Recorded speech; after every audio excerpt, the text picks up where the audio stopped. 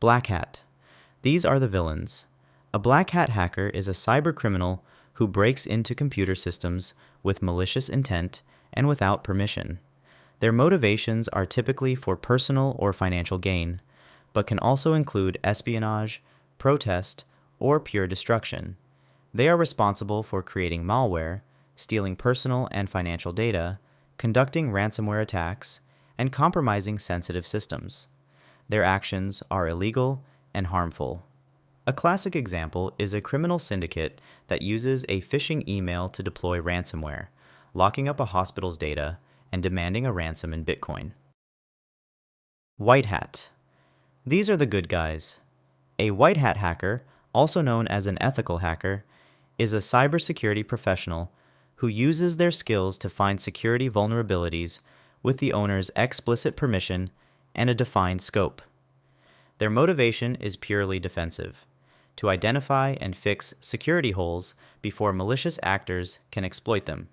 They are employed by companies as part of their security team or hired as outside consultants to perform penetration tests and vulnerability assessments. When done under authorization, their work is legal and ethical. A real-world example is a firm being hired to try and break into a bank's new mobile app to find flaws before it is released to the public. Gray hat. This is the ambiguous middle ground. A gray hat hacker operates in a gray area between good and evil. Like a black hat, they may search for and find security vulnerabilities in a system without the owner's permission. However, like a white hat, their intention is often not purely malicious. Once they find a flaw, they might report it to the company. But asking for payment outside an official bug bounty process or making threats can cross into extortion and is illegal. Accessing systems without authorization is illegal in many jurisdictions, even if the goal is to get the vulnerability fixed. Red hat. These are the vigilantes. A red hat hacker is often described online as someone with the same goal as a white hat, to stop black hats, but who uses offensive hackback methods.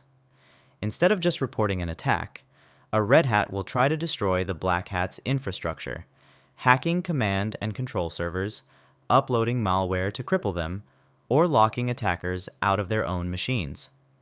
Red hat, in this sense, is not a standard industry category and is easily confused with Red Hat the Linux company. Hackback is generally illegal and risky, even if the target is criminal. Blue hat. This term has two common meanings, but the most widely referenced ties to Microsoft's Blue Hat events, where external security researchers are invited to help stress test software before release.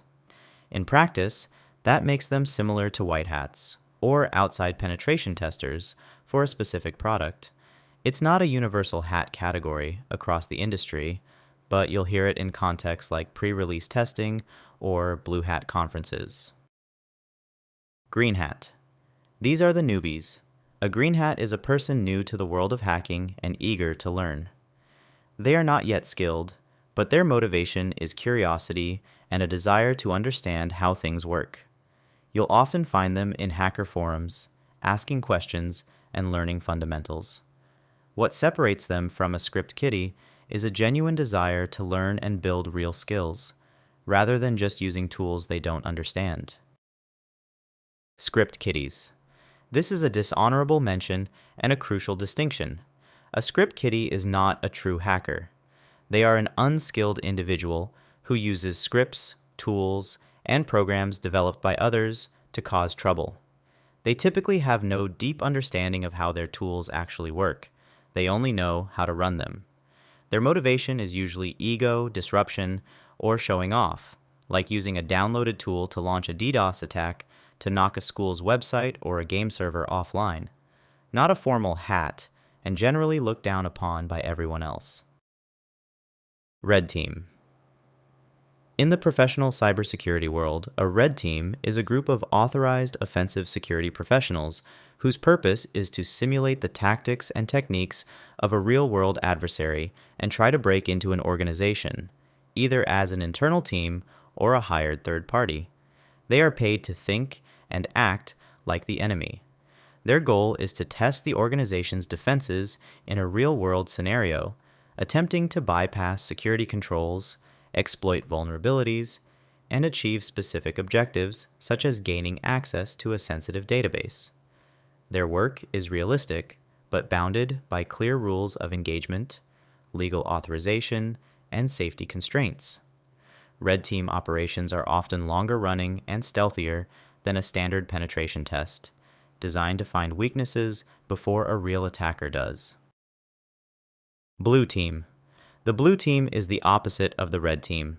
They are usually the internal cybersecurity professionals responsible for defending an organization's networks and systems around the clock. The blue team is responsible for setting up and managing security controls, monitoring networks for suspicious activity, and responding to security incidents. When a red team launches its simulated attack, the blue team is the group that must detect, respond to, and neutralize the threat. Their job is the day-to-day work of defense, hardening systems, and hunting for intruders, which also includes detection engineering and threat hunting. Purple team. This is not always a separate group of people, but a crucial operational philosophy. A purple team exercise is a collaborative effort between the red team and the blue team. Instead of a purely adversarial engagement, both teams work together to improve security.